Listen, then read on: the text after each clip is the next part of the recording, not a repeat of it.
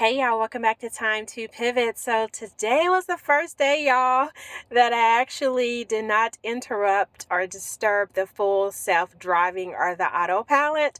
I have honestly been taking shorter trips and I'll let it drive me home if it's like 10 or 15 minutes.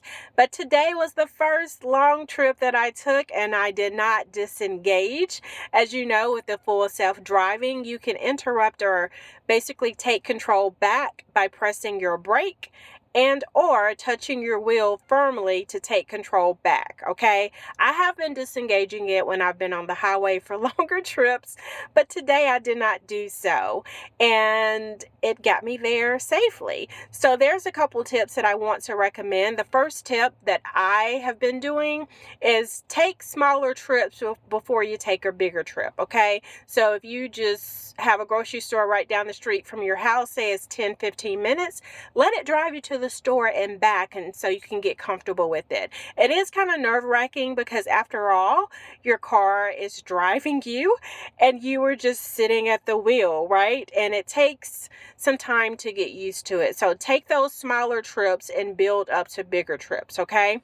Some other tips that I have on my lovely notepad. In Tesla, you have a browser, as you guys know, so that's how I'm accessing this. The first tip is to breathe. The first couple times that I did full self-driving, I was holding my breath, y'all. I wasn't breathing. I was tensed up. It's kind of stressful, but until you get used to it, you definitely just have to breathe. So I just was chilled out today. Chill out, breathe. The second tip I would recommend is to relax your shoulders and have your hands like by your lap, relaxed, in a relaxed state. I honestly, when I first started doing full self-driving, I would have sweaty palms and they would be like stalking the wheel.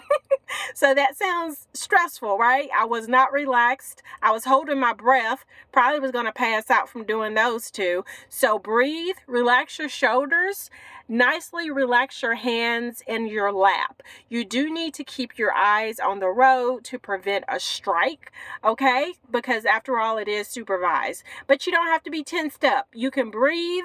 You can have relaxed shoulders versus your shoulders being up to your ears, and relax your hands to where if needed, you can definitely take control. I let it drive me about 45 minutes today. That's been the longest, and it got me there safely. I just sat back. I made sure I paid attention and just, watched the road.